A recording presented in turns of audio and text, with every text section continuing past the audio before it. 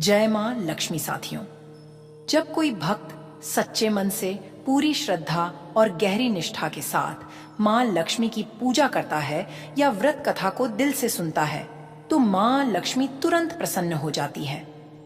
माताओं और भाई बहनों, ये व्रत कथा किन किन के लिए खास तौर पर वरदान साबित होती है, जिनके जीवन में हमेशा पैसों की तंगी बनी रहती है या फिर पैसा आता तो है पर रुकता नहीं, जिनके घर में हर दिन कोई न कोई टेंशन, कलह या बेचैनी बनी रहती है, और हाँ, जिनकी मेहनत तो बहुत होती है पर किस्मत साथ नहीं देती। ऐसे में अगर भक्त मन से माँ को याद करे, सच्ची भावना से कथा सुने, तो माँ लक्ष्मी जरूर अपनी कृपा बरसाती है। कहते हैं ना, माँ से जो मांगा जाए सच्चे दिल से वो खाली हाथ नहीं लौटाती। और हाँ, वीडियो के अंत में माँ लक्ष्मी की महत्वपूर्ण दिव्य वाणी दिया गया है। कृपया उसे सुनना आपके आत्मिक उत्थान के लिए अत्यंत आवश्यक है। माता लक्ष्मी की कृपा प्राप्त करने के लिए कमेंट में जय माँ लक्ष्मी अवश्य लिखें। अब प्रारंभ करते हैं माँ लक्ष्मी की यह दिव्य कथा। बहुत समय पहले की बात है, एक ऐसे युग की जब धरती पर देवत्व का स्पर्श कहीं अधिक प्रत्यक्ष था। उस असीम अनंत दिव्य लोक में जहां स्वर्ण किरणों से निर्मित सिंहासन पर माता लक्ष्मी विराजमान थीं, उनका हृदय किसी कमल के समान कोमल और पवित्र था। उनकी दृष्टि जो चराचर जगत के हर कण पर फैली हुई थी, कभी कभी थम जाती थी, विशेषकर जब वह पृथ्वी पर मनुष्य के दुख और क्लेश को देखती थीं। हर सुबह जब सूर्य अपनी सुनहरी आभा से धरा को नहलाता था, माता लक्ष्मी अपने दिव्य आसन पर बैठ अपनी करुणा भरी आंखों से पाताल से आकाश तक हर जीव के जीवन चक्र को निहारती थीं। वह देखती थीं कैसे कोई नन्हा बीज धरती की कोख से फूटकर जीवन की पहली सांस लेता है, कैसे एक मां अपने शिशु को स्नेह से सींचती है, और कैसे किसान अपनी मेहनत से धरती को हरा भरा बनाता है। पर इन सुखद दृश्यों के साथ ही उन्हें वह कड़वी सच्चाइयां भी दिखाई देती थीं, जो उनके हृदय को गहरा आघात पहुंचाती थीं। आज भी उनकी स्वर्णिम दृष्टि जब पृथ्वी के एक छोटे से गांव पर ठहरी तो उनका कोमल हृदय विचलित हो उठा। उन्होंने देखा एक निर्धन ब्राह्मण परिवार, जिसका मुखिया केशव था, अपने छोटे से जर्जर कुटिया में भूखा प्यासा पर अपने अटूट विश्वास के साथ ईश्वर का भजन कर रहा था। केशव एक अत्यंत ज्ञानी और धर्मपरायण ब्राह्मण था, जिसकी वाणी में वेदों का ज्ञान और हृदय में परोपकार की भावना भरी हुई थी। उसकी पत्नी राधा एक शांत, समर्पित और अत्यंत धैर्यवान स्त्री थी, जिसकी आंखों में गरीबी की पीड़ा थी पर माथे पर संतुष्टि का तेज। उनके छोटे बच्चे भूख से बिलखते, कभी अपनी मां की साड़ी का आंचल खींचते तो कभी अपने पिता की ओर आशा भरी नजरों से देखते। माता लक्ष्मी ने देखा केशव अपने टूटे फूटे हवन कुंड में सूखे उपले प्रज्वलित कर रहा था और राधा अपनी अंतिम कुछ चावलों को बच्चों के लिए पानी में उबालने की व्यर्थ कोशिश कर रही थी। उनके पास इतना भी नहीं था कि बच्चे भरपेट खा सकें। केशव के चेहरे पर चिंता की गहरी लकीरें थीं, पर उसके होठों पर सदा एक प्रार्थना रहती थी, हे नारायण, तेरा ही सहारा है, तू ही सबका पोषण करता है। राधा अपने बच्चों के भूखे चेहरों को देख अपनी आंखों में आंसू लिए चुपचाप चूल्हे के सामने बैठी थी। उसकी आंखों का दर्द, उसकी बेबसी, यह सब माता लक्ष्मी के दिव्य हृदय में सीधे उतर गया। आह, मेरे बच्चों को यह कष्ट क्यों? माता लक्ष्मी के अधरों से एक गहरी निश्वास निकली। उनके कमल से नयनों में जल भर आया। एक, फिर दो, फिर अनगिनत मोती जैसे आंसू उनके गालों पर लुढ़कने लगे। ये आंसू केवल केशव और राधा के लिए नहीं थे, बल्कि उन सभी अनगिनत आत्माओं के लिए थे जो धरती पर अभावों में जी रहे थे, जो अपनी आस्था बनाए रखने के लिए हर दिन संघर्ष कर रहे थे। उनका हृदय दुख से भर गया। वह अपनी पलकें नहीं झपका पा रही थीं। उस दर्द को अपनी आंखों में समेटे हुए वे एक तक उस परिवार को देखती रहीं। कैसे कोई इतनी सरलता, इतनी श्रद्धा और इतनी करुणा के साथ इतनी दरिद्रता में जी सकता है? उनके मन में यह विचार कौन था? दिव्य लोक के सुख और शांति के बावजूद धरती के इस अथाह दुख ने उनके हृदय को इतना विचलित कर दिया कि उन्हें लगा जैसे उनके भीतर कुछ टूट रहा है। वह अपनी समस्त ऐश्वर्य और वैभव के बीच होकर भी स्वयं को उस क्षण असहाय महसूस कर रही थीं। उन्होंने देखा केशव ने अपने बच्चों को सुनाने के लिए एक कथा शुरू की, पर उसकी आवाज में भी भूख और थकान की कंपन थी। बच्चे कथा के बीच में ही भूख से अपनी छोटी छोटी हथेलियां मलने लगे। राधा ने उन्हें दिलासा देने की कोशिश की, पर उसके पास देने के लिए केवल उसका प्रेम और खाली हाथ थे। यह दृश्य माता लक्ष्मी के लिए असह्य हो उठा। नहीं, अब मैं और प्रतीक्षा नहीं कर सकती, उन्होंने संकल्प लिया। मेरे बच्चों को इस तरह तड़पते हुए देखना मेरी चेतना को स्वीकार्य नहीं है। मैं स्वयं जाऊंगी, मैं उनके आंसुओं को पोंछूंगी। और उसी क्षण माता लक्ष्मी ने अपने दिव्य सिंहासन से उठकर पृथ्वी लोक की ओर प्रस्थान किया। उन्होंने अपने समस्त दैवीय तेज को समेट लिया ताकि उनकी आभा धरती के साधारण मनुष्यों को भयभीत न कर दे। जैसे ही उन्होंने अपने दिव्य लोक की सीमाएं पार की और पृथ्वी के वायुमंडल में प्रवेश किया, उनके कोमल हृदय को एक गहरा आघात लगा। पृथ्वी की कंपन, उसका शोर, उसकी पीड़ा, जो दिव्य लोक से एक धुंधली सी ध्वनि मात्र लगती थी, अब साक्षात उनके शरीर में प्रवेश कर रही थी। मनुष्यों की लालसा, ईर्ष्या, क्रोध, दुख और अश्रु, इन सभी भावनाओं की ऊर्जा तरंगें उनके हृदय में उतरने लगीं। माता लक्ष्मी का हृदय, जो ब्रह्मांड की सबसे कोमल और शुद्ध भावनाओं से बना था, इस अपार भौतिक ऊर्जा को सहन न कर सका। उन्हें लगा जैसे उनका शरीर एक तीव्र वेदना से टूट रहा है। उनके सिर में तीखा दर्द उठा, उनके हाथ पैर शिथिल पड़ने लगे, उनकी दिव्य आभा मंद पर गई और उनकी चेतना धीरे धीरे लुप्त होने लगी। पृथ्वी के गुरुत्वाकर्षण और उसके जटिल मानवीय भावों का इतना तीव्र प्रभाव था कि देवी लक्ष्मी धन और ऐश्वर्य की साक्षात अधिष्ठात्री धरती की कठोर सतह पर एक बेहोश स्त्री के रूप में आ गिरी। एक पल के लिए पूरा ब्रह्मांड थम सा गया, जैसे उसने अपनी मां को, अपनी जीवनदायिनी को इस तरह मूर्छित होते हुए देखा हो। गांव के एक सुनसान किनारे पर, जहां पीपल का एक पुराना पेड़ था, माता लक्ष्मी एक साधारण पर अत्यंत सुंदर स्त्री के रूप में निश्चित परी थीं। उनकी साड़ी का रंग हल्का गुलाबी था, उनके केश खुले हुए थे और उनके मुख पर एक शांत पर पीड़ा भरा भाव था। उसी समय केशव, जो जंगल से सूखी लकड़ियां बीन रहा था, पास से गुजरा। उसकी दृष्टि उस बेहोश स्त्री पर पड़ी। एक पल के लिए वह ठिठक गया। इतनी सुंदर स्त्री इस सुनसान जगह पर ऐसे निश्चित। उसके मन में पहले चिंता, फिर करुणा का भाव उमड़ा। उसने देखा उनके माथे पर पसीने की बूंदें थीं और उनके वस्त्र धूल से सने हुए थे। केशव स्वयं गरीब होते हुए भी किसी को कष्ट में नहीं देख सकता था। उसके हृदय में दया का भाव उमड़ आया। उसने अपनी सारी लकड़ियां एक तरफ रखी और तेजी से उस स्त्री के पास पहुंचा। देवी, आप कौन हैं? क्या हुआ आपको? केशव ने धीरे से पूछा, पर कोई उत्तर नहीं मिला। उसने अपने कांपते हाथों से उनके माथे को छुआ। वह गर्म था। हे भगवान, यह तो बेहोश है। केशव ने तुरंत अपनी छोटी सी जल की मटकी निकाली और उनके मुख पर कुछ बूंदें डाली। फिर उसने अपने फटे हुए वस्त्र का एक टुकड़ा फाड़ा और उसे पानी में भिगोकर उनके माथे पर रखने लगा। वह नहीं जानता था कि वह जिसे साधारण स्त्री समझ रहा है, वह साक्षात जगत जननी लक्ष्मी है। उसके लिए वह बस एक पीड़ित आत्मा थी जिसे सहायता की आवश्यकता थी। उसका हृदय दर्द से भर गया जब उसने देखा कि देवी के मुख पर चिंता की गहरी रेखाएं हैं, जैसे उन्होंने पृथ्वी का सारा दुख अपने भीतर समेट लिया हो। कुछ क्षणों बाद माता लक्ष्मी ने धीरे धीरे अपनी पलकें खोली। उनकी दृष्टि जब केशव पर पड़ी तो उन्होंने उसके मुख पर प्रेम, करुणा और निस्वार्थ सेवा का भाव देखा। वह कुछ देर तक उसे देखती रही, जैसे अपनी मूर्छा का कारण और अपने इस भक्त की पवित्रता को समझ रही हो। आप कौन हैं देवी? क्या आपको चोट लगी है? केशव ने फिर से पूछा। उसकी आवाज में सच्ची चिंता थी। माता लक्ष्मी ने एक गहरी सांस ली। उनके होठों पर एक हल्की मुस्कान आई जो ब्रह्मांड की समस्त पीड़ा को एक पल के लिए भुला देने वाली थी। मैं ठीक हूं वत्स, बस थोड़ी थकान। केशव ने उन्हें उठने में मदद की। क्या आप मेरे साथ मेरी कुटिया तक चलेंगी? मेरी पत्नी राधा आपकी जरूर सेवा कर सकेगी।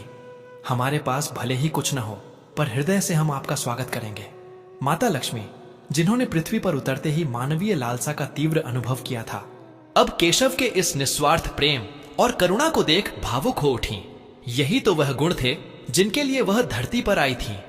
हां वत्स, उन्होंने धीरे से कहा, मैं तुम्हारे साथ ही चलूंगी। केशव ने उनके लिए लकड़ियों का गट्ठर उठाने की पेशकश की, पर माता लक्ष्मी ने विनम्रता से मना कर दिया। नहीं वत्स, तुम अपना ध्यान रखो। जब वे केशव की कुटिया पहुंचे, राधा ने उन्हें देखा। उसके मुख पर पहले आश्चर्य, फिर थोड़ी हिचकिचाहट आई। इतनी दिव्य आभा वाली स्त्री उनके घर कैसे? पर केशव ने उसे समझाया और राधा ने तुरंत अपने मन की सभी शंकाओं को त्याग कर उस अतिथि का स्वागत किया। आइए देवी, हमारे छोटे से घर में आपका स्वागत है। बच्चों ने भी उस सुंदर देवी को देखा। उनके मुख पर एक मासूम जिज्ञासा थी। माता लक्ष्मी ने उन्हें देखकर मुस्कुराया और उनके मन को क्षण भर के लिए शांत कर दिया। राधा ने तुरंत अपने पास बची हुई थोड़ी सी इमली और नमक से एक शरबत बनाया और माता लक्ष्मी को पीने के लिए दिया।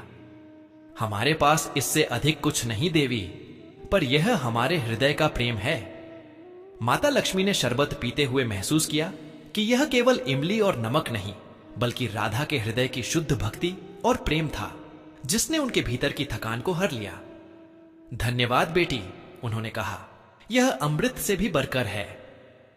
कुछ पल की शांति के बाद माता लक्ष्मी ने केशव और राधा से कहा, मैं तुम्हारे घर में कुछ दिन रहना चाहती हूं, यदि तुम मुझे अनुमति दो। केशव और राधा ने एक दूसरे की ओर देखा। उनके पास खाने को ठीक से नहीं था, रहने को जगह छोटी थी, पर उन्होंने एक पल भी संकोच नहीं किया। यह हमारा सौभाग्य होगा देवी, केशव ने कहा। आप जब तक चाहें यहां रह सकती हैं। माता लक्ष्मी ने उनके घर में वास कर लिया। उनके आते ही एक अजीब सी शांति और सकारात्मक ऊर्जा पूरे घर में फैल गई। बच्चों के चेहरों पर थोड़ी चमक आ गई और केशव तथा राधा के मन में एक अज्ञात आशा का संचार हुआ। पर यह सुखमय स्थिति ज्यादा देर टिकने वाली नहीं थी। उसी गांव में एक लोभी और ईर्ष्यालु व्यक्ति रहता था, जिसका नाम धनपाल था। धनपाल गांव का सबसे धनी व्यक्ति था, पर उसके हृदय में संतोष नाम की कोई चीज नहीं थी। वह हमेशा दूसरों की चीजों पर नजर रखता था और चाहता था कि सब कुछ उसी का हो जाए। धनपाल ने देखा कि केशव, जो इतना गरीब था, उसके घर में एक अत्यंत सुंदर और दिव्य आभा वाली स्त्री आकर रहने लगी है। वह हर दिन केशव के घर के सामने से गुजरता और अंदर झांकने की कोशिश करता। एक दिन धनपाल ने देखा कि माता लक्ष्मी, जिसे वह एक सामान्य सुंदर स्त्री समझ रहा था, केशव के घर से बाहर निकली और तुलसी के पौधे को जल दे रही थीं। उनके मुख पर एक अलौकिक सौंदर्य था, जिसे देखकर धनपाल की आंखें चकाचौंध हो गईं। उसके मन में तुरंत एक कुविचार आया, यह स्त्री तो लक्ष्मी जैसी दिखाई देती है। अगर यह मेरे घर में आ जाए तो मैं और भी धनी हो जाऊंगा। फिर मुझे किसी और चीज की जरूरत नहीं पड़ेगी। उसकी ईर्ष्या और लालच ने उसे अंधा कर दिया। उसने मन ही मन केशव से घृणा की। यह गरीब ब्राह्मण इस देवी के योग्य नहीं है। मैं ही इसका असली अधिकारी हूं। अगले दिन दोपहर के समय, जब केशव और राधा अपने खेतों में काम करने गए हुए थे और माता लक्ष्मी घर में बच्चों के साथ बैठी थीं, धनपाल अपने कुछ गुंडों के साथ केशव की कुटिया के पास आया। उसके मुख पर एक क्रूर मुस्कान थी और उसकी आंखों में लालच की आग जल रही थी। ओह सुंदर स्त्री, तुम इस गरीब की कुटिया में क्या कर रही हो? धनपाल ने अशिष्टता से कहा, तुम्हारे लिए यह जगह नहीं है। मेरा घर, मेरा महल तुम्हारे योग्य है। वहां ऐश्वर्य है, सुख है, जो यह ब्राह्मण तुम्हें कभी नहीं दे सकता। माता लक्ष्मी ने उसे देखा। उनके मुख पर एक क्षण के लिए उदासी और फिर हल्की अप्रसन्नता का भाव आया। उन्होंने कहा, वत्स, मैं जहां हूं वहां प्रसन्न हूं। मुझे तुम्हारे महल या तुम्हारे ऐश्वर्य की कोई आवश्यकता नहीं। धनपाल का अहंकार आहत हुआ। क्या तुम मुझे मना करोगी? तुम जानती नहीं मैं कौन हूं। उसने दहाड़ा, मैं इस गांव का सबसे धनी व्यक्ति हूं और मैं तुम्हें अपने घर ले जाने आया हूं। तुम मेरी हो। माता लक्ष्मी ने शांत स्वर में कहा, लालच मनुष्य के विनाश का कारण बनता है धनपाल। तुम्हें इस राह पर नहीं जाना चाहिए। पर धनपाल पर उनकी बातों का कोई असर नहीं हुआ। उसे लगा यह स्त्री उसे उपदेश दे रही है। उसकी आंखों में क्रोध और वासना का मिश्रण उभरा। बंद करो यह बकवास। तुम अपनी मर्जी से नहीं चलोगी तो मैं तुम्हें बलपूर्वक ले जाऊंगा उसने अपने गुंडों को इशारा किया, पकड़ो इसे और मेरे घर ले चलो। गुंडों ने माता लक्ष्मी की ओर बढ़ना शुरू किया। बच्चे जो यह सब देख रहे थे भय से कांप उठे और अपनी मां के पास दुबक गए। माता लक्ष्मी ने बच्चों को अपनी बाहों में समेट लिया और उनके मुख पर एक दृढ़ भाव आया। उनके कोमल हृदय में अब क्रोध की अग्नि सुलगने लगी थी। यह केवल उनके स्वयं पर अत्याचार नहीं था, बल्कि उस पवित्र प्रेम और निस्वार्थ भक्ति का अपमान था जो केशव और राधा ने उन्हें दिया था। सावधान रहो धनपाल।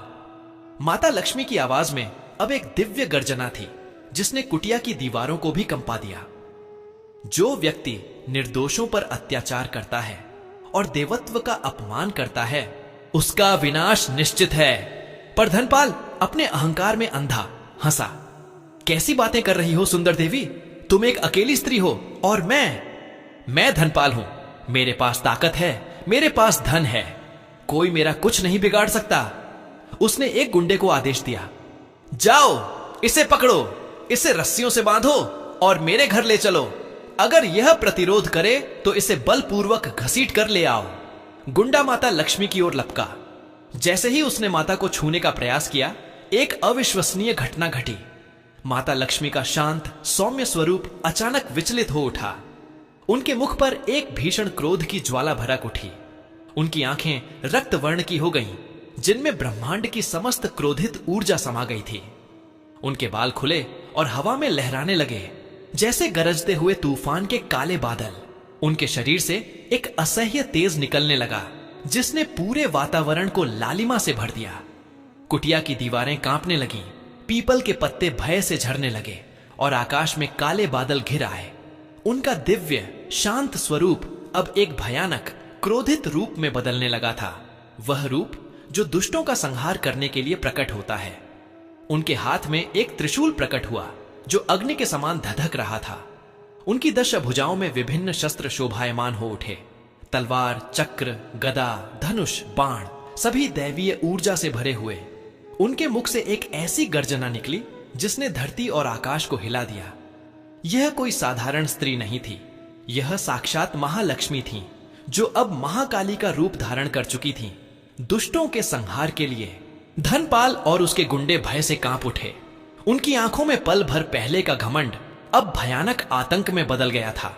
वे अपने प्राण बचाने के लिए इधर उधर भागने लगे, पर कहां भागते? देवता के क्रोध से भला कौन बच सकता है? तूने मेरी करुणा को मेरी कमजोरी समझा, मूर्ख धनपाल। माता लक्ष्मी की क्रोधित आवाज ब्रह्मांड में गूंजी। तूने उस पवित्र प्रेम का अपमान किया जिसने मुझे इस धरती पर बुलाया। तूने एक निर्दोष परिवार को कष्ट पहुंचाने की कोशिश की। अब तेरा विनाश निश्चित है। रौद्र रूप धारण किए माता लक्ष्मी ने अपनी एक भुजा से त्रिशूल उठाया और पहले उस गुंडे पर वार किया जिसने उन्हें छूने की कोशिश की थी। गुंडा एक चीख के साथ राख में बदल गया, जैसे वह कभी अस्तित्व में था ही नहीं। दूसरे गुंडे जो भय से भागने की कोशिश कर रहे थे, माता के चक्र और बाणों का शिकार हो गए। वे जहां थे वहीं गिर पड़े और उनके शरीर मिट्टी में मिल गए, जैसे उन्हें कभी किसी ने देखा ही ना हो। धनपाल, जो अब पूरी तरह से भयभीत हो चुका था, अपनी जान बचाने के लिए भागा। उसकी आंखों में मौत का डर साफ झलक रहा था। उसका सारा धन, उसकी सारी शक्ति उसे उस पल बिल्कुल व्यर्थ लग रही थी। वह चिल्लाया, नहीं देवी, मुझे क्षमा करें, मैंने भूल की। पर माता लक्ष्मी के क्रोधित रूप के लिए अब कोई क्षमा नहीं थी। उन्होंने अपने एक हाथ से उसे पकड़ा। धनपाल, जो स्वयं को इतना शक्तिशाली समझता था, अब एक छोटे से कीड़े की तरह उनके हाथों में कांप रहा था।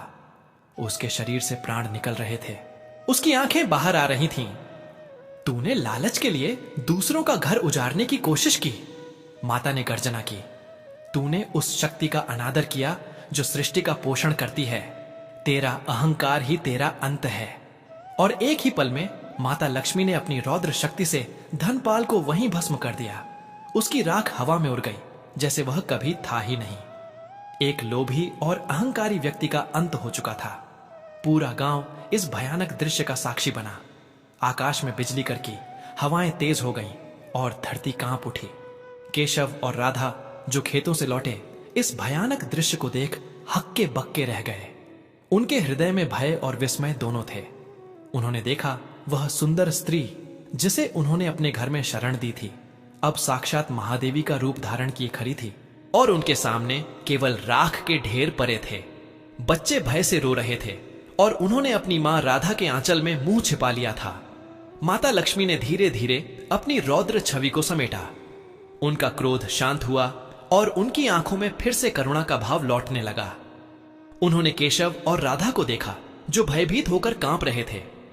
मेरे बच्चों, डरो मत। माता लक्ष्मी की आवाज अब शांत और मधुर थी, पर उसमें एक दिव्य गंभीरता थी। जो यहां हुआ वह आवश्यक था। दुष्टों का संहार ही धर्म की रक्षा है। केशव और राधा अब उनके चरणों में गिर पड़े।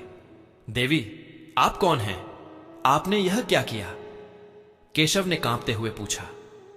माता लक्ष्मी ने एक हल्की मुस्कान के साथ कहा, मैं लक्ष्मी हूं, वत्स, धन और ऐश्वर्य की देवी। मैं तुम्हारे निस्वार्थ प्रेम और करुणा को देखकर तुम्हारे पास आई थी। राधा ने अपने बच्चों को गले लगाया और देवी की ओर देखा।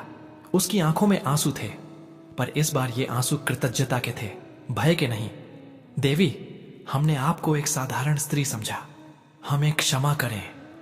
नहीं मेरे बच्चों, माता लक्ष्मी ने कहा, तुमने मुझे एक साधारण स्त्री नहीं समझा, तुमने मुझे एक असहाय जीव समझा जिसे सहायता की आवश्यकता थी। यही तुम्हारा सबसे बड़ा गुण है, करुणा। और धनपाल ने मुझे एक वस्तु समझा जिसे वह बलपूर्वक अपना बना सकता था। यही उसका विनाश था। माता लक्ष्मी ने अपने कोमल हाथों से केशव और राधा को उठाया। उनके मुख पर फिर से वही शांत प्रेममयी आभा लौट आई थी। तुमने अपने हृदय में जो प्रेम और शुद्धता रखी है वही सच्चा धन है। आज से तुम्हारे सारे दुख दूर होंगे। और उसी पल एक चमत्कार हुआ। केशव की जर्जर कुटिया धीरे धीरे एक सुंदर भवन में बदलने लगी।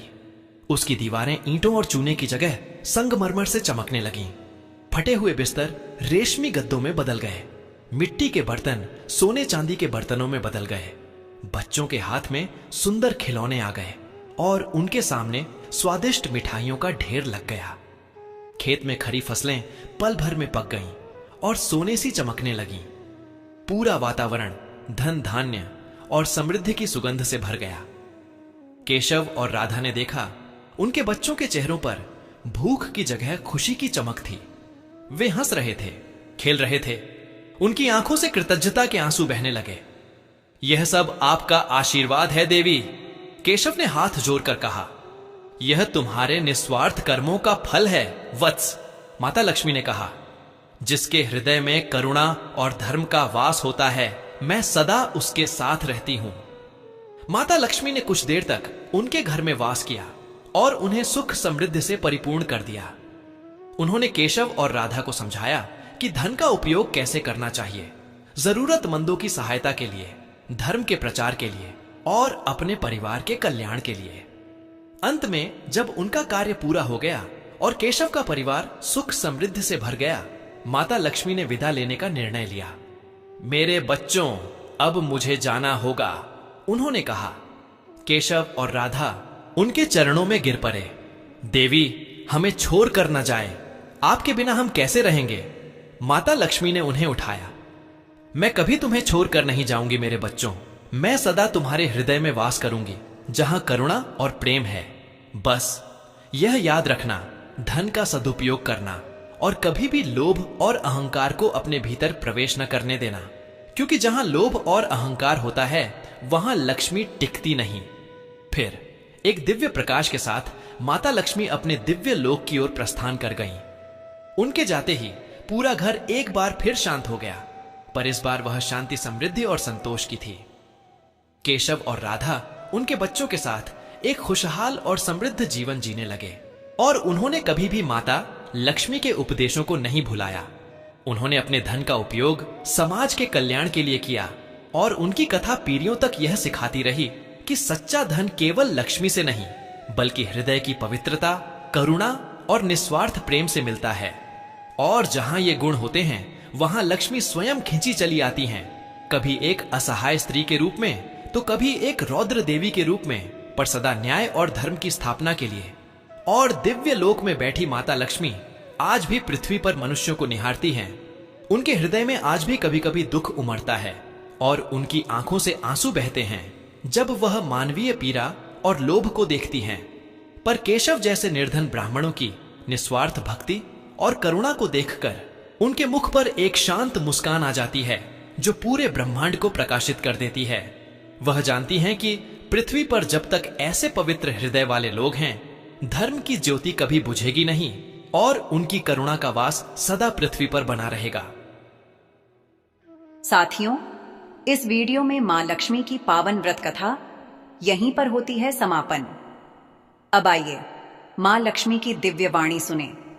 निर्धन परिवार की कथा के माध्यम से मानवता को संबोधित एक दिव्य संवाद जहां करुणा, चेतावनी और आशा से भरी एक पुकार है।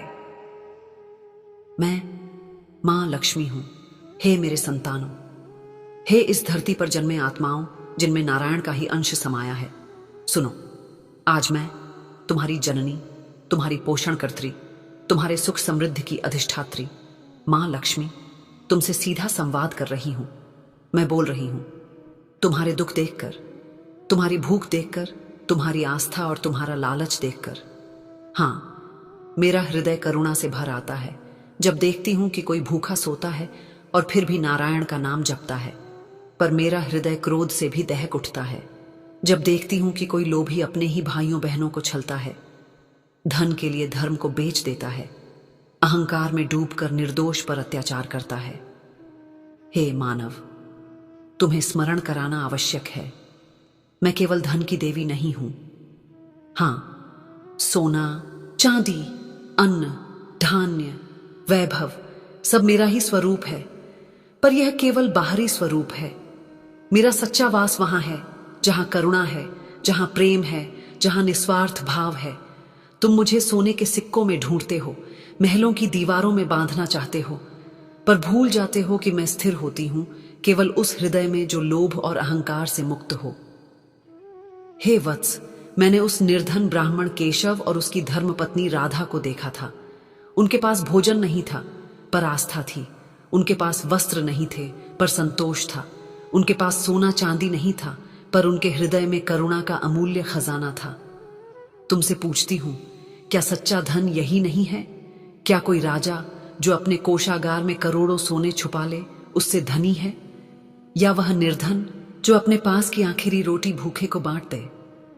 हे मनुष्यों, करुणा से ही मेरा आह्वान होता है। तुम मुझे मंदिरों में ढूंढते हो, दीपों में, सोने चांदी की मूर्तियों में, पर मैं उस किसान की मिट्टी की थाली में हूं जिसने आधा अन्न गाय बैल को खिला दिया। मैं उस स्त्री की आंखों में हूं जिसने भूखे बच्चे को अपना हिस्सा खिला दिया। मैं उस गरीब ब्राह्मण की झोपड़ी में हूं जिसने अपने घर में आए अनजान अतिथि को सम्मान दिया। याद रखो, करुणा से भरा कोई धन नहीं, करुणा ही मेरा हृदय है। जहां करुणा है वहीं मैं हूं। पर सुनो हे मानव, करुणा जितनी मीठी है, लोभ उतना ही कड़वा है। तुम्हें चेतावनी देती हूं, जहां लोभ होगा, जहां क्रोध होगा, जहां हिंसा होगी, वहां मैं नहीं टिकती। धनपाल को देखा था ना, गांव का सबसे धनी व्यक्ति, पर संतोष नाम का धन उसके पास नहीं था। वह लोभी था, वह ईर्ष्यालु था। उसने सोचा लक्ष्मी को भी खरीदा जा सकता है, बंधुआ बनाया जा सकता है। और देखो उसका अंत कैसे हुआ, राख बनकर उड़ गया, क्योंकि लोभ ने उसे अंधा कर दिया था, क्योंकि उसने देवत्व को एक वस्तु समझा और स्त्री को अपने अहंकार की विजय समझा। हे मानव, तुम सोचते हो कि तुम्हारे पास पैसा है तो सब कुछ है। तुम सोचते हो कि ऊंचे महल, गाड़ियों, बड़े बड़े वस्त्र यही लक्ष्मी है। नहीं, सुनो, मैं तुमसे कहती हूं, जहां धन का दुरुपयोग होगा वहां विनाश निश्चित है। जहां दूसरों का हक छीनकर धन कमाया जाएगा वहां शांति कभी नहीं बच सकती। जहां लोभ के लिए भाई भाई का गला काटा जाएगा वहां लक्ष्मी स्थिर नहीं रहेगी। याद रखो, मैं हूं तो वैभव है, पर यदि तुम मुझे छल से बांधना चाहोगे मैं रौद्र रूप धारण कर लूंगी। ममता मेरी सीमा है, पर जब लोभ निर्दोष पर अत्याचार करे तो मैं महाकाली भी बन सकती हूं, और तब कोई तुम्हें बचा नहीं पाएगा। इसलिए चेतावनी है, धन को पूजा मत, धर्म को पूजा। धन को साधन बनाओ, साध्य मत बनाओ। यदि धन तुम्हें लोभी बना दे तो वह तुम्हारा विनाश करेगा। पर यदि धन तुम्हें दानी और धर्म प्रिय बना दे तो वही तुम्हारा उत्थान करेगा। पर हे वत्स, मैं केवल चेतावनी देने नहीं आई, मैं तुम्हें आशा भी देने आई हूं। मैं तुमसे कह रही हूं, मत डरो। यदि तुम्हारे पास करुणा है, यदि तुम्हारे हृदय में सत्य है, तो मैं सदा तुम्हारे साथ हूं। हां, तुम्हें लगता है मां हम गरीब हैं, हमारे पास कुछ नहीं, पर मैं कहती हूं तुम गरीब नहीं यदि तुम्हारे पास प्रेम है, तुम निर्धन नहीं यदि तुम्हारे पास संतोष है, तुम दरिद्र नहीं यदि तुम्हारे पास करुणा है, क्योंकि यही असली खजाना है। याद रखो, केशव और राधा भूखे थे, पर उनके घर में मैं आई, क्योंकि उन्होंने मुझे नहीं पुकारा था सोने से, उन्होंने मुझे बुलाया था अपने प्रेम और निस्वार्थ भाव से। उनका छोटा सा घर मेरे लिए महल बन गया, उनका इमली का शरबत मेरे लिए अमृत बन गया, उनके बच्चों की मासूम मुस्कान मेरे लिए सच्ची पूजा बन गई। हे वत्स, तुम यदि अपने हृदय को शुद्ध कर लो, यदि दूसरों की पीड़ा को अपनी पीड़ा मान लो, यदि लालच और ईर्ष्या को त्याग दो, तो देखना मैं स्वयं तुम्हारे घर आ जाऊंगी, कभी अतिथि बनकर, कभी आशीर्वाद बनकर, कभी मां बनकर। तुम्हें वचन देती हूं, जहां करुणा है वहां लक्ष्मी है, जहां लोभ है वहां दरिद्रता है, जहां प्रेम है वहां समृद्धि है, जहां हिंसा है वहां विनाश है, जहां धर्म है वहां मैं स्वयं वास करती हूं। तो सुनो हे मानवता, मैं मां लक्ष्मी हूं, मैं तुम्हें आशीर्वाद देती हूं। तुम्हारे घरों में अन्न कभी कम न हो, तुम्हारे हृदयों में करुणा कभी सूखे नहीं, तुम्हारे मुख पर सदा संतोष की मुस्कान बनी रहे। पर स्मरण रखो, यदि तुम लोभ, क्रोध और अहंकार में डूब गए तो वही लक्ष्मी जो तुम्हारे घर में दीपक बनकर जल रही थी, वही अग्नि बनकर सब भस्म कर देगी। मेरी अंतिम पुकार सुन लो। धन साधन है, साध्य नहीं। धर्म ही सच्चा धन है, करुणा ही सच्ची पूजा है, और प्रेम ही सच्ची समृद्धि है। अब मैं जाती हूं, पर मैं सदा यही हूं, तुम्हारे हृदय में, तुम्हारी निस्वार्थता में, तुम्हारी माताओं की ममता में, तुम्हारे बच्चों की मुस्कान में। स्मरण रखो, जहां करुणा है वहां लक्ष्मी है, जहां लोभ है वहां लक्ष्मी नहीं टिकती। और जब जब कोई धनपाल जन्म लेगा, मैं आऊंगी महाकाली बनकर, धर्म की रक्षा और दुष्टों के संहार के लिए। हे मानव, अब निर्णय तुम्हारे हाथ में है, तुम्हें लक्ष्मी चाहिए या दरिद्रता। साथियों, इस वीडियो में मां लक्ष्मी की पावन व्रत कथा और दिव्यवाणी यहीं पर समापन होता है। हम कामना करते हैं कि माता लक्ष्मी की कृपा आप सभी पर बनी रहे, आपके जीवन में सदैव सुख, शांति, समृद्धि और सकारात्मक ऊर्जा का संचार होता रहे। यह विशेष दिन न केवल भक्ति भाव से भर देता है, बल्कि हमारे जीवन में एकता, प्रेम और आस्था का संदेश भी लेकर आता है। माता लक्ष्मी की कथा को सुनने के लिए हृदय से धन्यवाद। कृपया अपने विचार और अनुभव कमेंट्स में अवश्य साझा करें और जय मां लक्ष्मी लिखना न भूलें। आपके द्वारा किए गए कमेंट्स न केवल आपको प्रेरित करेंगे, बल्कि अन्य दर्शकों के लिए भी भक्ति और श्रद्धा का स्रोत बनेंगे। जय मां लक्ष्मी।